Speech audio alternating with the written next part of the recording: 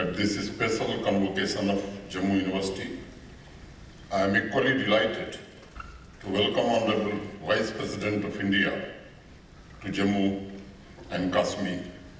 It is his first visit to the Union Territory after assuming office, and I am certain that his blessings on this special occasion will become your strength in the journey ahead. At the outset, my hearty congratulations to all the students who are going to receive their degrees today.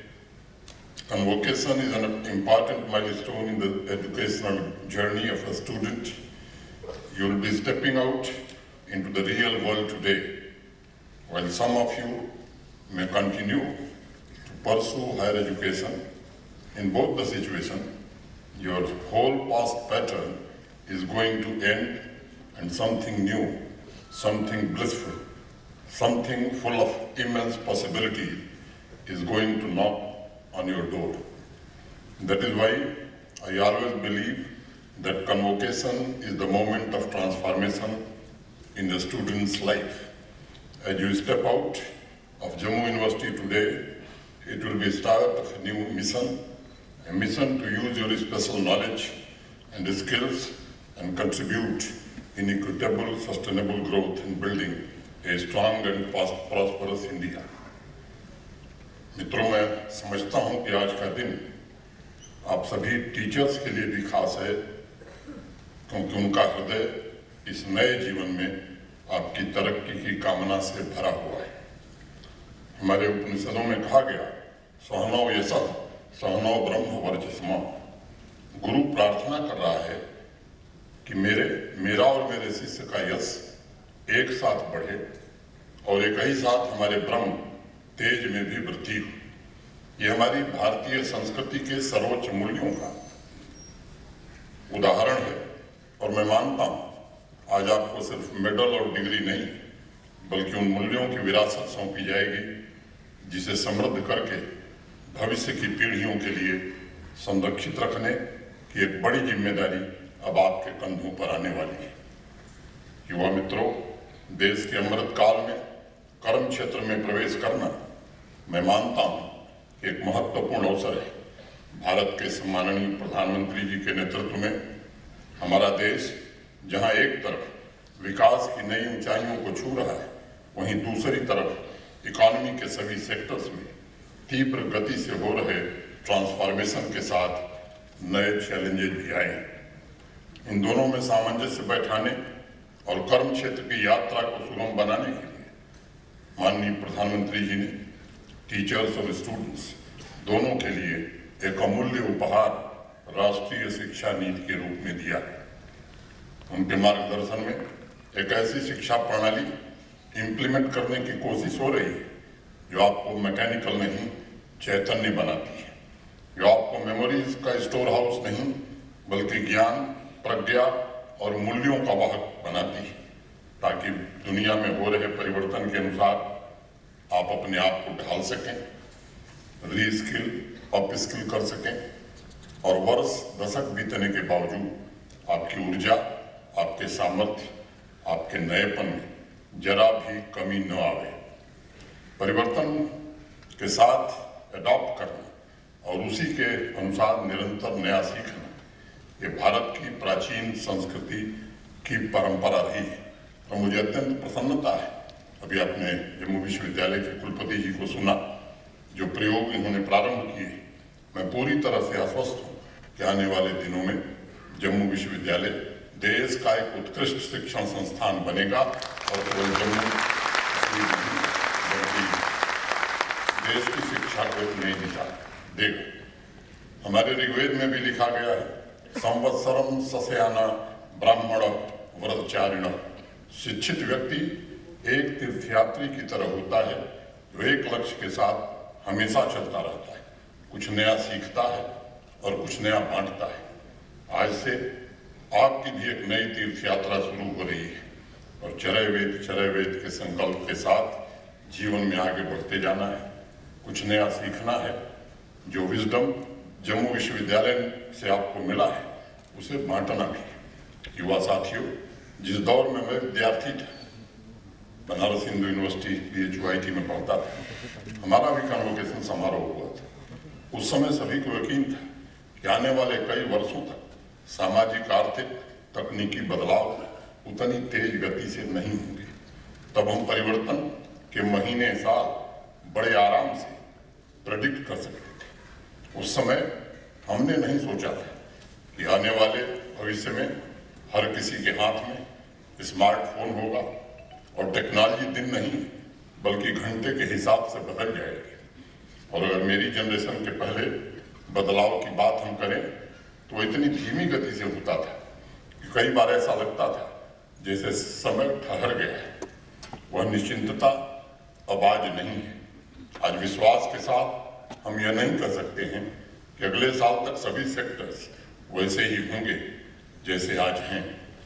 जरा सोचिए, जब भारत अपनी आज़ादी का शताब्दी वर्ष मनाएगा तब आप में से बहुत से नौजवान अपने कैरियर के चरम शिखर पर होंगे। लेकिन हम में से कोई भी यहाँ बैठे अनेक विद्वान भी यह प्रेडिक्ट करने की हिम्मत नहीं जुटा सकते कि सन 2047 में किस सेक्टर में किस तरह के स्किल की आवश्यकता होगी।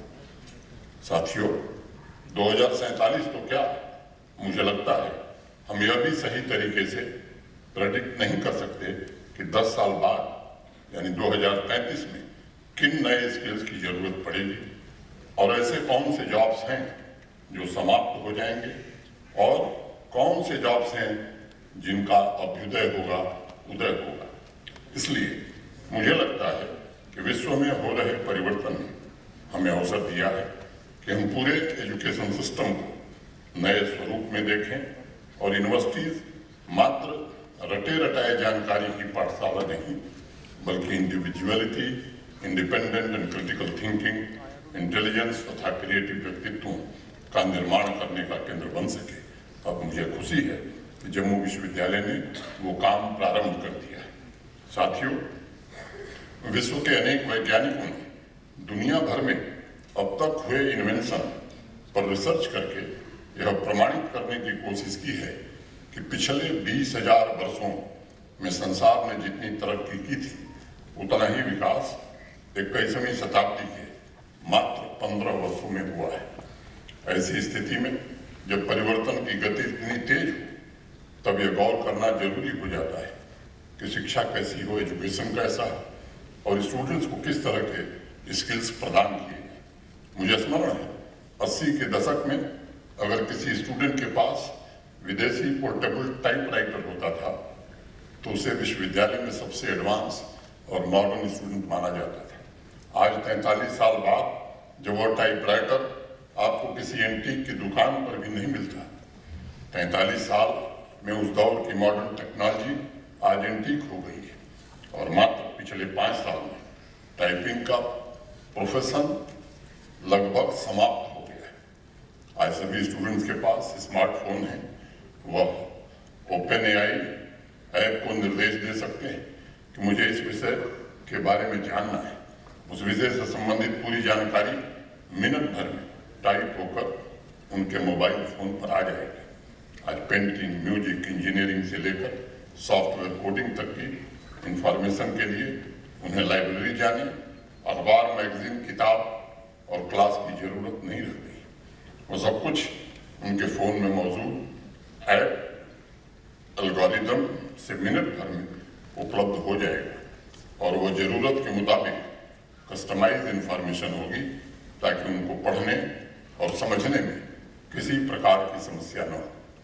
किसी विषय के बारे में आपको सलाह लेनी है, ChatGPT से पूछ लीजिए।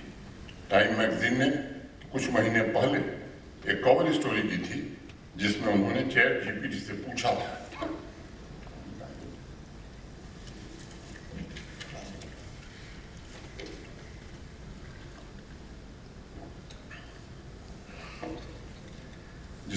ChatGPT से पूछा था, What do you think of a time cover story with title that the artificial intelligence arms race is changing everything?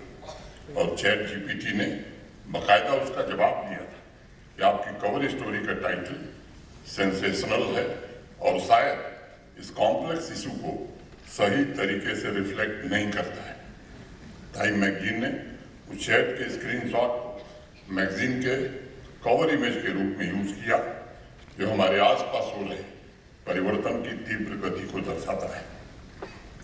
मैं उदाहरण इसलिए दे रहा हूं कि विद्यार्थियों के पास आज ऑलरेडी इंफॉर्मेशन का भंडार है, बल्कि मैं कहना चाहूंगा कि ही और सी इज ओवरलोडेड विद इंफॉर्मेशन। ऐसी दशा में स्टूडेंट्स मात्र किताबी ज्ञान प्राप्त करने, सिर्फ अपने मस्तिष्क में इंफॉर्मेशन स्टोर करने नहीं आएगा, बल्कि विश्वविद्यालयों को निर्णय लेना पड़ेगा कि ऐसे ह्यूमन कैपिटल तैयार करने हैं जो इस तेजी से बदलती दुनिया में आर्टिफिशियल इंटेलिजेंस द्वारा संचालित आने वाले भविष्य में अपना रिलेवेंस बरकरार रख सकें और प्रगति की नित नई ऊंचाइयों को छू सकें। अभी कुछ दिन पहले डैनियल कॉनमैन की एक किताब थिंकिंग फास्ट एंड फ्लो में पढ़ रहा था। उन्होंने लिखा है कि ज्यादा से ज्यादा एजुकेशन उच्च जीवन का मूल्यांकन नहीं हो सकता।